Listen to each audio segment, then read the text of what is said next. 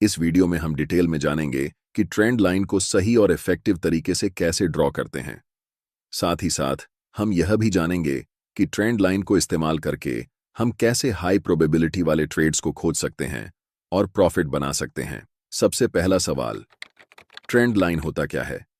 Trend line simply एक line होती है जिसे चार्ट्स में की लेवल्स को टच करके ड्रॉ किया जाता है। और हम इसे किस लिए ड्रॉ करते हैं? क्योंकि प्राइस जब भी ट्रेंड लाइन को टच करती है तो हमें हाई प्रोबेबिलिटी वाले ट्रेड सेटअप्स मिलते हैं। चलिए इसे एग्जाम्पल के साथ समझते हैं। ट्रेंडिंग मार्केट के दो फेज होते हैं, एक अपर ट्रेंड और दूसरा डाउन ट्रेंड। अपर ट्रेंड में प्राइस हायर हाई और हायर लो फॉर्म करके ऊपर की तरफ बढ़ती जाती है, और इसका जस्ट उल्टा डाउन ट्रेंड है जहां पर प्राइस लोअर लो और लोअर हाई बनाकर नीचे की ओर बढ़ती है। ये एक अपर ट्रेंड का चार्ट है। प्राइस लगातार हायर हाई बनाकर ऊपर की तरफ बढ़ती जा रही है। यहां पर हम ट्रेंड लाइन प्राइस के नीचे की लेवल्स को मिलाकर ड्रॉ करेंगे और ये ट्रेंड लाइन सपोर्ट के रूप में काम करेगी। और इसी तरह प्राइस के ऊपर बने लेवल्स को मिलाकर एक ट्रेंड लाइन ड्रॉ कर सकते हैं जो कि एक रेजिस्टेंस के रूप में काम करेगी। अब यह एक डाउन ट्रेंड का चार्ट है क्योंकि प्राइस लोअर लो बनाकर लगातार नीचे की ओर बढ़ रही है। यहां पर हम प्राइस के ऊपर इन लेवल्स को मिलाकर एक ट्रेंड लाइन ड्रॉ करेंगे जो कि सपोर्ट के रूप में काम करेगी। ज्यादातर बिगिनर ट्रेडर्स का एक बड़ा सवाल होता है कि ट्रेंड लाइन ड्रॉ करते समय हम कैंडल्स के वीक को टच करके ट्रेंड लाइन ड्रॉ करें या फिर कैंडल की बॉडी को टच करके ट्रेंड लाइन ड्रॉ करें।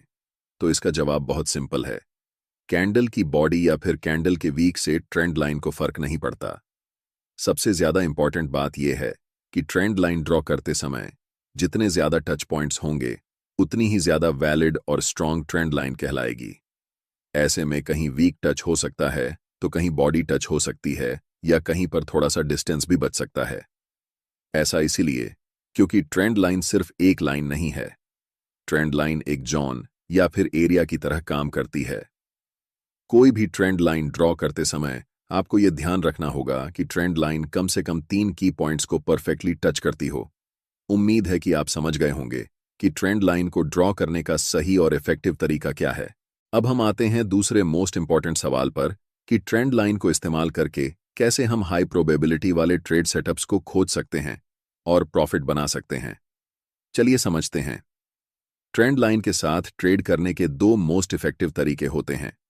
पहला, कंटिन्यूअस पैटर्न के साथ ट्रेड करना। यहां आपको दिख रहा है कि प्राइस एक स्ट्रॉन्ग अप ट्रेंड में है, इसलिए इसके नीचे एक ट्रेंड लाइन ड्रॉ कर सकते हैं। अब जब भी प्राइस दोबारा इस लेवल को टच करेगा तो यहां से रिवर्सल के चांसेस होते हैं। जैसे ही कोई स्ट्रॉन्ग रिवर्सल कैंडल बनता है, हम यहां लाइन के नीचे अपना स्टॉप लॉस रखकर एक बाय पोजीशन बना सकते हैं। नेक्स्ट एग्जांपल डाउन ट्रेंड में देखते हैं। यह एक डाउन ट्रेंड का चार्ट है, इसलिए प्राइस के ऊपरी लेवल्स को मिलाकर हम ट्रेंड लाइन ड्रॉ करेंगे और दोबारा जब भी प्राइस इस ट्रेंड लाइन को टच करेगा तो हमें एक्टिव हो जाना है। लेकिन यहां पर हमें ट्रेड अभी नहीं लेना है। नेक्स्ट कैंडल जैसे ही प्रीवियस कैंडल के लो को ब्रेक करता है तो हम यहां ट्रेंड लाइन के ऊपर छोटा सा स्टॉप लॉस रखकर एक सेल पोजीशन में एंट्री ले सकते हैं। आशा करता हूं कि आपको कंटिन्यूअस पैटर्न के साथ कैसे ट्रेंड लाइन को इस्तेमाल करके ट्रेड करते हैं यह समझ में आ गया होगा। अब बात करते हैं ट्रेंड लाइन ब्रेकआउट पैटर्न की, जो कि सबसे ज्यादा ट्रेड किया जाता है। स्क्रीन पर दिख रहा चार्ट एक डाउन ट्रेंड का है जिसमें प्राइस लोअर लो बनाकर नीचे की ओर बढ़ रही है, इसलिए प्राइस के ऊपर इनकी लेवल्स को मिलाकर एक ट्रेंड लाइन खींच सकते हैं। नेक्स्ट टाइम जैसे ही प्राइस इस ट्रेंड लाइन को तोड़कर कैंडल ट्रेंड लाइन के ऊपर क्लोज होती है तो हमें एक्टिव हो जाना है। अब यहां पर ट्रेड लेने के दो तरीके हैं।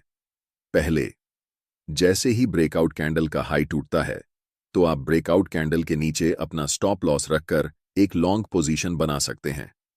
और दूसरे तरीके में प्राइस ब्रेकआउट के बाद ट्रेंड लाइन को रिटेस्ट करने के लिए आती है, यानी जो ट्रेंड लाइन ब्रेकआउट के पहले रेजिस्टेंस का काम कर रही थी अब वह सपोर्ट की तरह काम करेगी। और जैसे ही ब्रेकआउट स्विंग को नेक्स्ट टाइम कैंडल क्रॉस करती है तो आप यहां लॉन्ग पोजीशन ले सकते हैं। चलिए आपको एक प्रो टिप देता हूं। अगर अपर ट्रेंड लाइन और लोअर ट्रेंड लाइन के बीच का डिस्टेंस बहुत कम है, इसका मतलब प्राइस बहुत ही टाइट रेंज में फंसी हुई है। ऐसी सिचुएशन में जब प्राइस ट्रेंड लाइन को ब्रेक करती है तो प्राइस में बहुत हाई पोटेंशियल होता है, जिस कारण प्राइस एक स्ट्रॉन्ग ट्रेंड के साथ मूव करने लगती है। अगर कहीं आपको ऐसी सिचुएशन दिखे तो आप इसे कभी भी मिस मत करना, क्योंकि इन ट्रेड्स में हमें बहुत लंबा टारगेट मिलता है।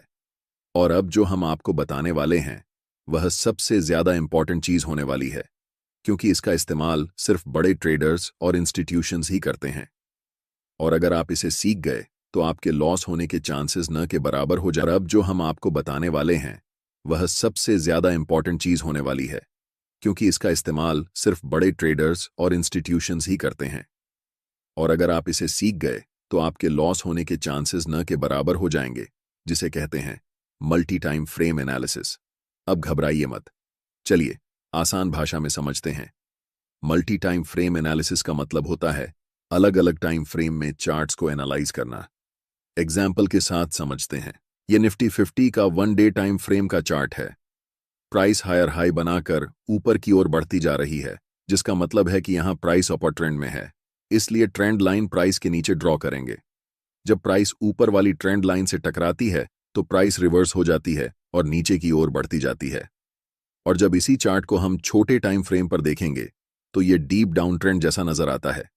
इस डाउन ट्रेंड के ऊपर एक ट्रेंड लाइन ड्रॉ करके हम वेट करेंगे कि कब इस ट्रेंड लाइन का ब्रेकआउट होगा।